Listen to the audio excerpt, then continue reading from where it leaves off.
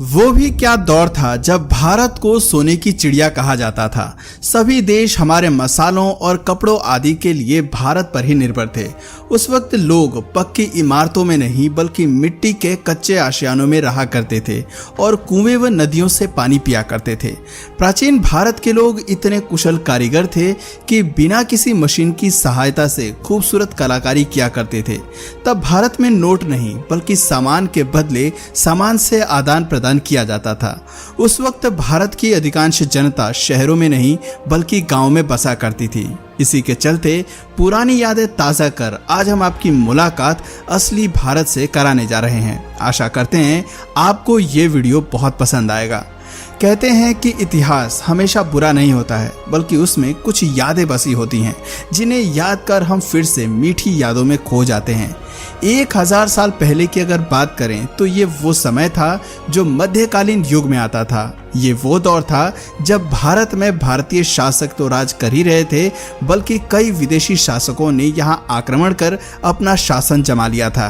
दरअसल भारतीय शासकों में उस वक्त एकता का अभाव था। हर कोई अपनी मर्जी से देश को चलाना चाहता था। इसीलिए देश के अलग अलग राज्यों में भिन्न भिन्न शासकों का शासन था और इसी बात का फायदा उठाकर यहाँ विदेशी शासन अपना अधिकार जमाने के लिए आक्रमण करने लगे। 1000 साल पहले भारत में पल्लवा, चौलकिया, पांड्या और चौल के अलावा राष्ट्रकूटा जैसे राजवंशों का राज हुआ करता था। 1000 साल पहले होने वाले व्यापार पर नजर डालें तो तब आज की तरह बड़ी बड़ी फैक्ट्रीज नहीं हुआ करती थी। उस वक्त भारत में केवल कपड़े, मसाले और खान पान की चीजों का व्यापार किया जाता था। भारत में इन चीजों की इतनी पैदावार होती थी कि इन्हें दूसरे देशों में एक्सपोर्ट किया जाता था। ताज़ा जानकारी के मुताबिक तब दुनिया में भारत का गुड्स एंड फूड सर्विसेज का 30% का योगदान था। वहीं दुनिया में चीन का 25% और यूरोप का 11% का योगदान था। इस लिहाज से ये माना जाता है कि उस वक्त दुनिया में सबसे ज्यादा जनसंख्या इन तीनों देशों में ही बसा करती थी। अमेरिका, लैटिन अमेरिका, ऑस्ट्रेलिया और नॉर्दर्न रशिया में काफी कम जनसंख्या थी। प्राचीन भारत में अधिकांश व्यापार सामान के बदले सामान पर ही निर्भर था। यानी अगर आपने कुछ सामान खरीदा है तो आप अपने पास मौजूद सामान को देकर दूसरी वस्तु खरीद सकते हैं। मतलब अनाज के बदले फल व सब्जियां खरीदना या फिर कपड़े के बदले बर्तन आदि खरीदना। उस वक्त मुद्रा काफी सीमित संख्या में और सीमित लोगों के पास ही हुआ करती थी। इसलिए लोग अपनी जरूरतों की पूर्ति एक दूसरे को सामान लेकर या देकर पूरी किया करते थे। तब के समय में फैमिली बिजनेस को अहमियत दी जाती थी। यानी अगर किसी का काम सुनार या लोहार का है तो उसका बेटा भी वही काम किया करता था। इस तरह पीढ़ी दर पीढ़ी सभी एक ही काम करते थे, जबकि वर्तमान में ऐसा कतई नहीं है। अब सभी लोग अपनी एजुकेशन के हिसाब से अपना कार्य चुनते हैं और उसी में आगे बढ़ते हैं। 1000 साल पहले आज की तरह शहरों में मंडी और बाजार हुआ करते थे, जहां आधुनिक भारत में एक सुई से लेकर मोबाइल फोन तक सभी सामान की अलग अलग दुकानें होती हैं। वहीं प्राचीन भारत में केवल सोना, चांदी, कपड़ा, इत्र और बर्तन के अलावा खान पान की सामग्री जैसे फल, सब्जियां और अनाज आदि की दुकानें हुआ करती थीं। उस वक्त लग्जरी आइटम्स की दुकानें न के बराबर थीं। खेती और पशुपालन ही लोगों का मुख्य व्यवसाय होता था। उस समय के लोग काफी मेहनती होते थे और कलाकारी के मामले में उनका कोई जवाब नहीं था। सुनार, लोहार, कुम्हार, हस्तकार आदि सभी अपने अपने काम में इतने कुशल थे कि आज भी भारतीय कलाकारी को दुनिया भर में सराहा जाता है। 1000 साल पहले के कारीगरों के हाथों में इतना हुनर था कि उनके आगे आज की मशीनें भी फेल हैं। उदाहरण के तौर पर आप किसी भी किले की शानदार नक्काशी को देखकर अंदाजा लगा सकते हैं। जहां आधुनिक समय में यातायात के साधन इतने विकसित हो गए हैं कि हम पूरी दुनिया की सैर कर सकते हैं, लेकिन 1000 साल पहले का वक्त बिल्कुल अलग था। तब लोगों को दुनिया काफी बड़ी लगती थी और भाई हो भी क्यों ना, क्योंकि उस वक्त लोग पैदल, घोड़ा गाड़ी, नाव या फिर पालकी द्वारा ही दूरियां तय करते थे। तब ट्रांसपोर्ट के साधन काफी सीमित हुआ करते थे और आम लोगों के पास इतना पैसा भी नहीं था कि वो इन साधनों का भी लाभ उठा सकें। प्राचीन काल में लोग पैदल चलकर ही एक स्थान से दूसरे स्थान पहुंचते थे, इसलिए तब के लोग कुछ किलोमीटर्स की दुनिया में ही खोए रहते थे। उनकी दुनिया काफी सीमित थी।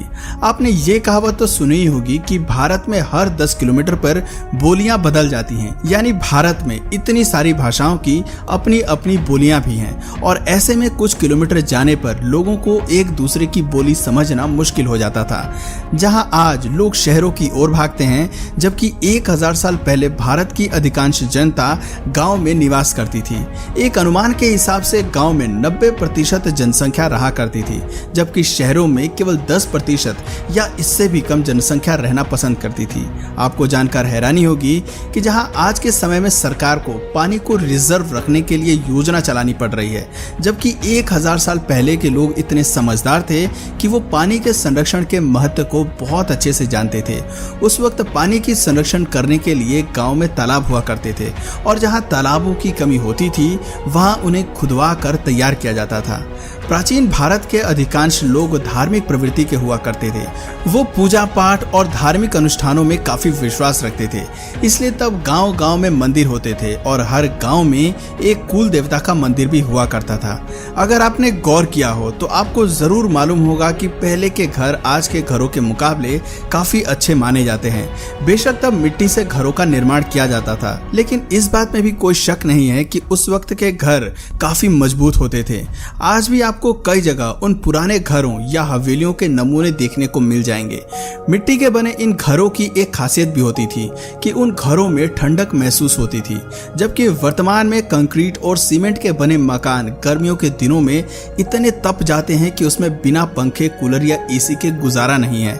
आपको बता दें कि सीमेंट से निर्मित घरों की आयु 50 वर्ष लगभग होती है और कुछ ही सालों बाद इन मकानों में दरारें और सीलन आने लगती हैं, जबकि प्राचीन समय में चूने और मिट्टी से तैयार मकानों की उम्र तकरीबन 200 से 300 साल हुआ करती थी।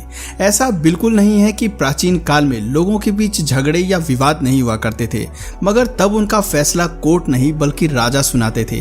राज्य के बड़े फैसलों के लिए राजा ही उत्तरदायी होते थे, पर छोटी छोटी समस्याओं का हल निकालने के लिए पंचों की मदद ली जाती थी। गांव के लड़ाई झगड़ों या किसी छोटी समस्या आदि का निपटारा पंच या सरपंच ही किया करते थे।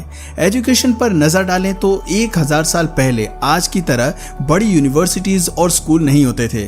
तब गुरुकुल में बच्चों को शिक्षा दी जाती थी। उस समय वेद साहित्य को अधिक महत्व दिया जाता था। तक्षशिला में वैदिक साहित्य के साथ साथ 18 शिल्पों की भी शिक्षा दी जाती थी। विद्यार्थियों को एग्रीकल्चर, गणित, एस्ट्रोनॉमी और चिकित्सा जैसे विषयों को पढ़ाया जाता था। इस तरफ विद्यार्थी साहित्य का अध्ययन करके स्वतंत्र रूप से अपनी जीविका कमाने योग्य बन जाते थे। एक और अहम बात यह है कि उस वक्त लिखित के बजाय मौखिक शिक्षा अधिक प्रदान की जाती थी। 1000 साल पहले के दौरान लोग जाति और धर्म को बहुत मानते थे। छोटी जात के लोगों को बड़ी जात की लड़की या लड़के से विवाह करने की इजाजत नहीं थी। तब के समाज में लव मैरिज जैसा कोई शब्द नहीं था। उस वक्त सिर्फ अरेंज मैरिज को तवज्जो दी जाती थी और उसमें भी एक गांव या एक गोत्र के लड़के या लड़कियों की शादी आपस में नहीं कराई जाती थी। दोनों का अलग अलग गांव से होना जरूरी था। हालांकि तब सबसे नजदीकी गांव में शादी करा दी जाती थी। उस वक्त शादी समारोह 1 या 2 दिन नहीं बल्कि 1 हफ्ते तक चलते थे। इसका एक अहम कारण ये भी है कि तब यातायात के साधन बहुत ही सीमित थे। बारात बैलगाड़ियों से निकलती थी। बेशक उस वक्त लोगों के पास काफी सीमित साधन थे, लेकिन वो एक खुशहाल और चैन की नींद सोते थे। जबकि आज का इंसान इतनी तरक्की करने के बावजूद डिप्रेशन और बीपी जैसी कई बीमारियों से पीड़ित है। खैर दोस्तों, 1000 साल पहले कुछ ऐसा नजारा हुआ करता था हमारे प्राचीन देश भारत का। क्या आप प्राचीन भारत के बारे में और अधिक जानना चाहते हैं तो हमें कमेंट में पार्ट 2 जरूर लिखें। और अगर इस वीडियो से आपको कुछ नया जानने या सीखने को मिला या फिर इंटरेस्टिंग लगा तो प्लीज़ इस वीडियो को एक लाइक करके अपने फ्रेंड्स और फैमिली में से ज़रूर शेयर करें। और यदि आप इस चैनल पर नए हैं तो प्लीज़ इस चैनल को सब्सक्राइब करके बेल नोटिफिकेशन आइकन को ऑन कर लीजिए ताकि हमारे आने वाले वीडियोज़ आप मिस ना करें। मिलते हैं फिर किसी वीडियो में नए टॉपिक के साथ, तब तक के लिए नमस्कार।